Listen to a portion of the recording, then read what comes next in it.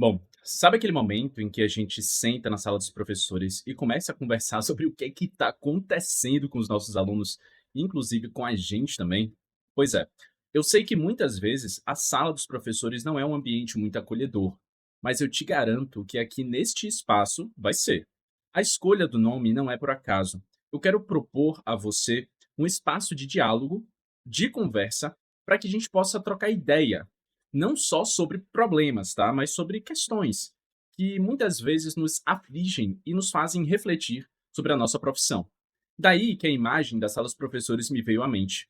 É um ambiente que, na teoria, é reservado e também, na teoria, serve para a gente descansar, mas na prática, é o nosso cantinho de tomar café e muitas vezes desabafar, trocar experiências e algumas percepções sobre o ensino. E bom, essa vai ser a tônica aqui deste quadro e que eu pretendo aos poucos transformar também na tônica do canal. Eu quero criar um espaço de troca entre professores. E aqui não importa a sua área, tá? Por vezes, eu vou trazer questões ligadas ao meu campo de atuação, que é o da história, mas eu acredito que é imprescindível conhecer outras áreas, ouvir outros profissionais de outros campos do saber. Ao final, a nossa temática ampla será a educação. Estão tentando me silenciar aqui. E a gente vai discorrer a partir das suas ramificações. E foi, minha filha. E antes de mais nada, essa daqui é Masha, tá? Minha gatinha. Ela tem alguns meses aqui comigo. Eu achei na rua e sequestrei ela, agora ela mora comigo. Não vai fugir, não. Papalhava, inteira. E enfim, antes de mais nada, para eu também não ficar divagando demais aqui, eu quero propor a nossa primeira temática de conversa. Eu quero conversar contigo sobre algo que vem mudando profundamente o modo de como nós ensinamos, aprendemos e até como a gente pensa, que é o impacto das novas tecnologias, especialmente dos celulares e das inteligências artificiais na educação e na nossa forma de viver. E para mim, o que está acontecendo agora é tão revolucionário quanto o que foi a Revolução Industrial lá no século XIX. Só que agora, ao invés de máquinas a vapor e fábricas, as engrenagens muitas vezes são invisíveis, mas se manifestam muitas vezes aqui, no smartphone, bem na palma da nossa mão. E antes de mais nada, eu me chamo Enzo Lago, eu sou professor de História, formado na Universidade Federal da Bahia, universidade a qual eu também fiz o mestrado em Educação. Eu pretendo seguir carreira acadêmica, trabalho hoje no ensino básico e quero continuar seguindo essa rota, né, que dialoga com a história e o ensino. E bom, vamos lá para a primeira parte desse vídeo.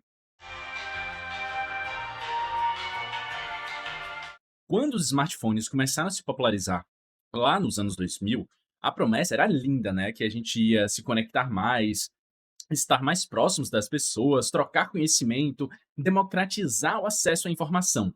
E de fato, isso aconteceu, em partes. O que veio junto também foi um modelo de negócio que transformou a nossa atenção na mercadoria mais valiosa do mundo.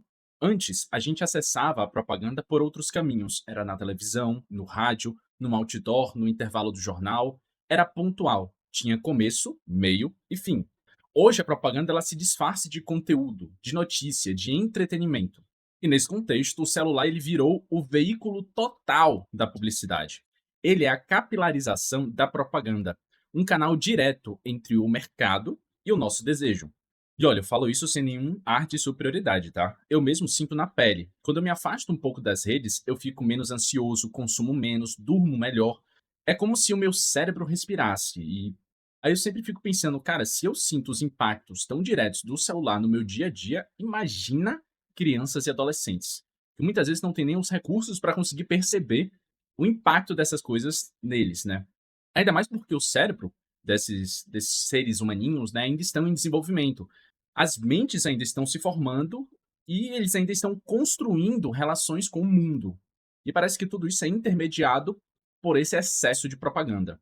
E como professores, a gente percebe muito isso em sala de aula. Quer dizer, a gente consegue perceber a dificuldade de foco, a impaciência, a ansiedade constante e uma necessidade quase que física de estímulo o tempo inteiro. É o que muitos pesquisadores vêm chamando de vício em dopamina digital. Tem pesquisa da Contec Brasil mostrando que 54% das crianças acessam redes sociais todos os dias. E entre os adolescentes, esse número passa de 80%.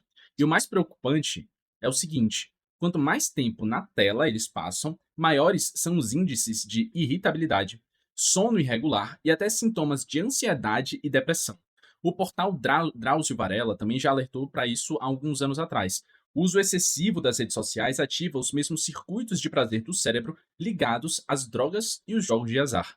E os vídeos curtos, né, como o TikTok, o Reels, os Shorts, eles agravam ainda mais.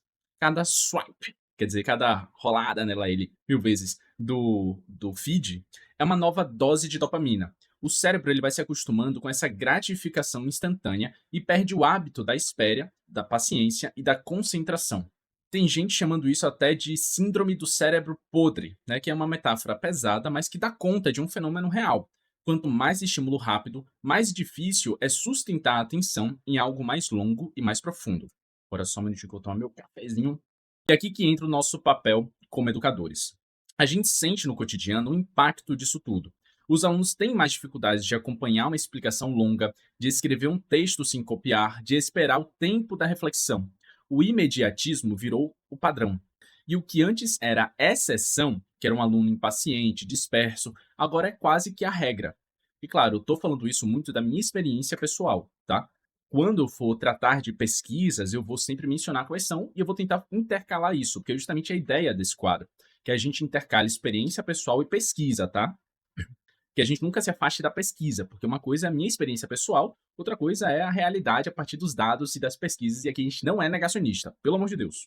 E bom, isso tudo não é só culpa dos nossos queridos alunos, né? A gente também está dentro desse sistema. Nós também olhamos o celular o tempo todo, também sentimos a necessidade de ver o que é que está acontecendo agora e, enfim, a gente também sofre com tudo isso. E eu sinto também como se até mesmo o tempo da reflexão tivesse sido engolido pelo tempo da notificação.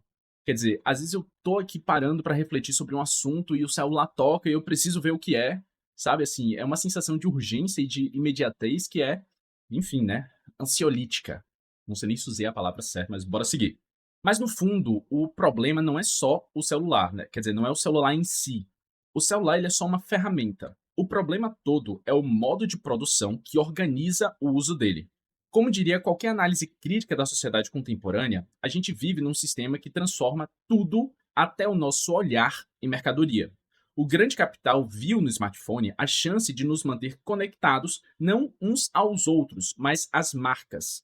É o que a gente chama de capitalismo da atenção. Isso tem consequências educacionais profundas, porque a escola, que é tradicionalmente o espaço do tempo longo, do esforço, da espera, da concentração, da construção lenta do conhecimento, está perdendo cada vez mais as suas características. Quer dizer, enquanto a escola tem essa forma de ser, os nossos jovens estão sendo treinados para viver no tempo curto, no prazer instantâneo. E o resultado é justamente o choque de temporalidades que a gente sente em sala. O tempo da escola e o tempo da tela não estão mais alinhados. Quer dizer, eles nunca tiveram, tá? E assim, como professor, no início, quando eu comecei a dar aula, eu ficava assim, maluco, porque eu ficava pensando, vai, como é que eu vou conseguir lidar com esses alunos, com esse ritmo de atenção? E hoje eu tenho em mente que eu não preciso transformar a minha aula para ser tão divertida quanto um Reels. Eu não preciso transformar a minha aula para ser como eu faço aqui, por exemplo, no YouTube, que eu preparo um roteiro e fico acompanhando o roteiro ao longo do vídeo. É, só que isso é uma percepção minha, né? E os alunos muitas vezes não têm essa noção, porque eles criam uma expectativa, os pais criam uma expectativa das nossas aulas como se a gente devesse fazer um show para ficar chamando a atenção do aluno. Só que até que ponto é o nosso papel e é o papel da escola isso.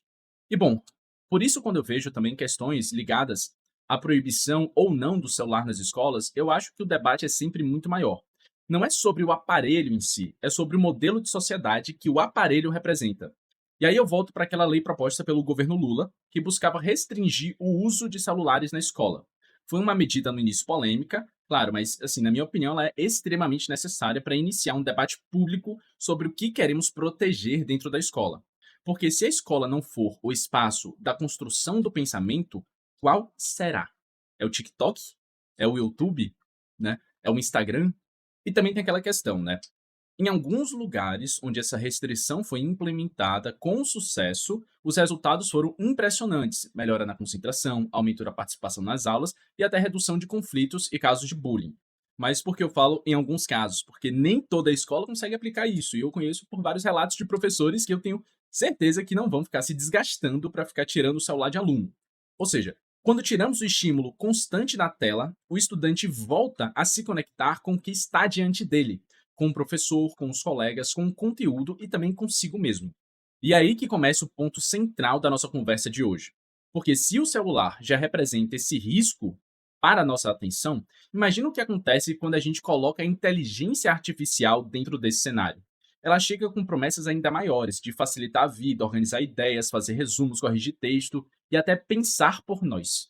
Mas o que acontece quando a gente terceiriza o ato de pensar? O que acontece quando o nosso cérebro deixa de exercitar a reflexão, a escrita, a dúvida e a curiosidade?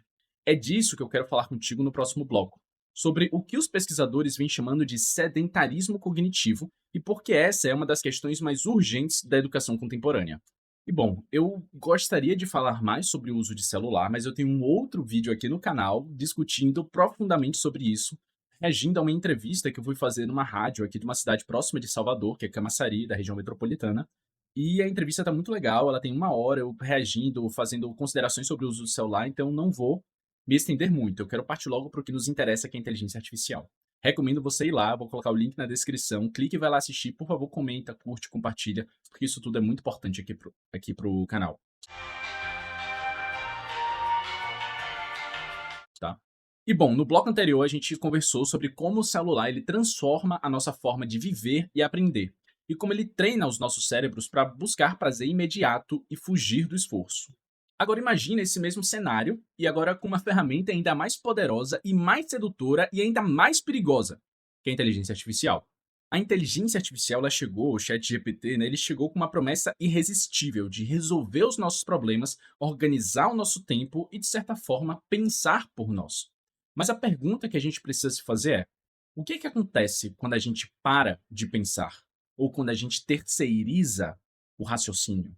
E é aqui que entra esse conceito de sedentarismo cognitivo, uma das ideias mais provocadoras dos últimos tempos e que, para mim, deveria estar no centro de, assim, grandes debates da educação hoje. Por isso que eu estou fazendo esse vídeo, tá? E o que é sedentarismo cognitivo? O filósofo uruguaio Miguel Pastorino, ele chama o sedentarismo cognitivo de um fenômeno silencioso, mas devastador. E quando consciente ou inconscientemente a gente começa a delegar à máquina as tarefas mentais que nos formam como seres pensantes. Coisas simples como ler, escrever, organizar ideias, comparar, sintetizar, que eram um exercício natural da mente, passam a ser terceirizados. E o resultado disso é parecido com o sedentarismo físico. O músculo do pensamento enfraquece. Quanto menos a gente exercita o raciocínio, a escrita, a dúvida, mais difícil fica fazê-los depois. A mente se acomoda. O pensar vira um ato escasso. Enfim, isso tudo é muito curioso porque tudo começa de forma inofensiva. O aluno usa o chat GPT para revisar um texto, para tirar uma dúvida, para montar uma redação. Aí na próxima vez ele já pede para a IA escrever direto, né? Ah, escreve esse texto aí para, enfim, né, poupar tempo. Depois começa a confiar que sempre que ela escrever vai ser melhor do que o que ele escreveria. Enfim, eu não vou julgar, eu até entendo, né? A ferramenta ela é boa, ela é rápida, ela é articulada. Só que aos poucos, o estudante ele vai abrindo mão de fazer o caminho mais difícil, que é o caminho do aprendizado. Porque aprender dá trabalho. E o sedentarismo cognitivo nasce exatamente dessa tentação: trocar o esforço pelo conforto. É natural do nosso cérebro poupar energia. Inclusive, é uma das características que nos permitiu, como espécie, sobreviver e, inclusive, se tornar dominante quanto às outras. O ser humano ele tem uma série de características biológicas feitas para poupar energia. A gente tende a conservar energia. Então, é natural que a gente busque os caminhos mais fáceis de fazer uma tarefa. E aí, no meio disso tudo, o cérebro, principalmente aqueles que estão em desenvolvimento até por volta dos 25 anos, estão na fase de consolidação de habilidades de raciocínio, de interpretação e de reflexão. Quando o estudante ele começa a usar truques para facilitar essa etapa, ele não está só economizando tempo, ele está deixando de treinar o próprio cérebro. E eu também não vou ser hipócrita não, tá? Nós professores também estamos nesse jogo. Eu conheço colegas que usam IA, por exemplo, para corrigir provas. Eu uso também para montar, às vezes, planejamento. E eu uso como uma ferramenta para me ajudar a preparar a aula, porque às vezes a gente tem pouco tempo para preparar uma série de conteúdos, de aulas, enfim. um volume de trabalho grande e às vezes pouco tempo. E a inteligência artificial, nesses contextos, ela pode ser uma aliada fenomenal, tá? Eu não sou também negacionista de IA, não. Mas assim, a gente tem que usar IA, mas usar de forma crítica. Saber também manter o controle do processo. O perigo é quando a gente começa a usar sem refletir, porque ela sempre vai parecer mais eficiente do que nós mesmos. Só que eficiência sem sentido é o que o filósofo Heidegger chamava de pensamento calculador, que é uma forma de raciocínio que se preocupa mais com o resultado e esquece do sentido, do porquê a gente faz aquilo. E se tem uma coisa que a escola não pode perder, é o sentido. Se o ensino vai virar só produtividade, a gente mata a alma da educação.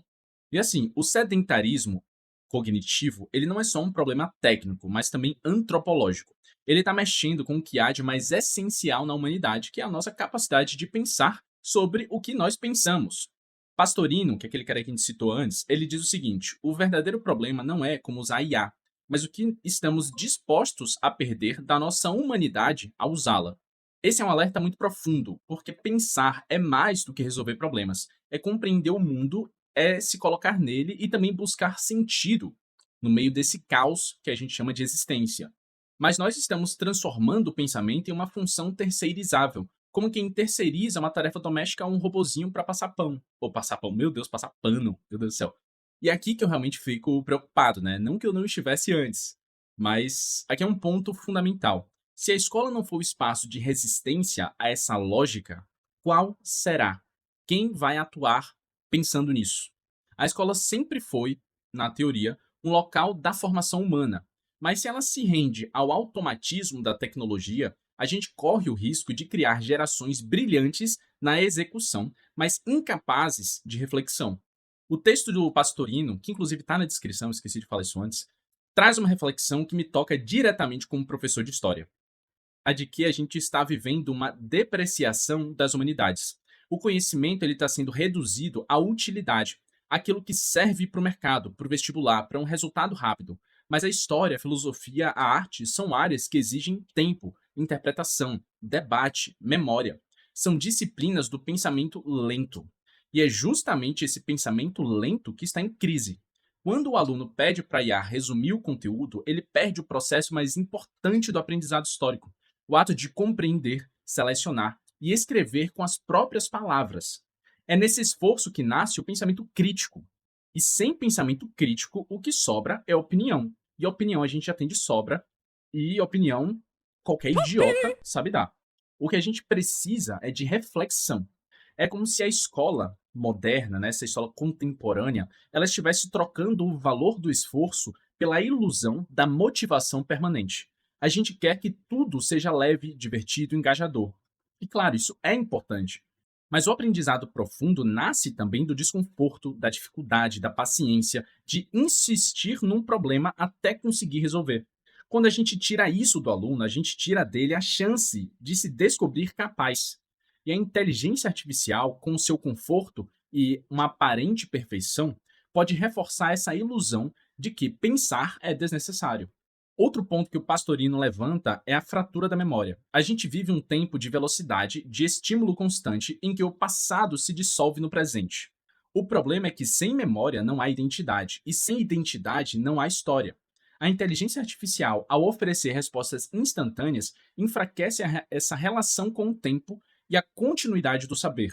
O estudante passa a consumir informação em pedaços, sem contexto, sem vínculos, sem raízes. É o que a gente compreende como ruptura da memória cultural, uma sociedade que esquece de onde veio e por isso não sabe para onde vai. Mas perceba também, o meu vídeo não propõe uma negação desses recursos. Eu não quero que a gente volte para o tempo do giz e da lousa. O que eu quero é que a gente reflita sobre o nosso papel nesse novo cenário. Nós, professores, somos uma das poucas categorias que ainda podem ensinar pessoas a pensar devagar. A escola pode ser o último lugar de resistência ao imediatismo. E a sala dos professores, esse espaço aqui, é onde a gente precisa conversar sobre isso.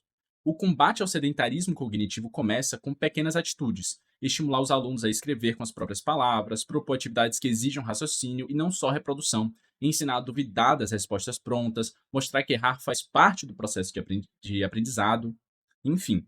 É importante a gente ter em mente que o que eu estou querendo dizer é A inteligência artificial não é o inimigo. O inimigo é O sistema capitalista. e também a preguiça mental que ela pode alimentar. A inteligência artificial é uma ferramenta poderosa, mas com toda a ferramenta precisa de quem a conduza. E esse alguém precisa saber pensar. O futuro da educação ela não está em competir com a IA, mas em fazer o que ela nunca vai fazer: formar seres humanos conscientes, críticos, capazes de dar sentido à informação. Porque a inteligência artificial pode responder, mas só o ser humano pode compreender. Então, antes da gente terceirizar pensamento, a gente precisa se perguntar: que tipo de humanidade queremos cultivar? Uma humanidade eficiente ou uma humanidade pensante? E é por isso que eu criei esse quadro Sala dos Professores, para que a gente não pare de pensar, de conversar e de se escutar, porque é na conversa, é nessa troca aqui que a educação continua viva. E bom, para finalizar, se essa conversa ela fez sentido para você, compartilha com algum colega ou com alguém da sua escola ou do seu curso ou com um grupo de professores. Esse é um debate que a gente precisa fazer juntos, na sala dos professores, nas reuniões, nas formações, porque o impacto da inteligência artificial na educação não é uma questão distante. É algo que está mudando o nosso dia a dia, o modo como ensinamos e até mesmo o modo como pensamos. Eu, pessoalmente, quero continuar pensando sobre isso, quero estudar, pesquisar e entender melhor o que está acontecendo, especialmente no ensino da história, que é o meu campo, mas eu quero pensar para além dele. Porque esse não é um desafio só da minha área, é um desafio da humanidade, do coletivo, que atravessa todo o campo da educação. E é por isso que eu quero muito ouvir o que você tem a dizer. Quero saber o que você, professor ou professora, tem vivido com a chegada da IA nas suas aulas, nos seus alunos, no seu trabalho. Como você tem lidado com isso? O que tem te preocupado e o que tem te animado? Deixa seu comentário, compartilha sua experiência, suas dúvidas, porque só assim, pensando juntos, a gente consegue encontrar caminhos para ensinar e aprender no mundo que está mudando muito, mas muito rápido. No mais, muito obrigado por ter ficado até aqui. Agradeço demais a sua visualização. Por favor, curte, comenta, compartilha e vamos seguir, porque educação liberta.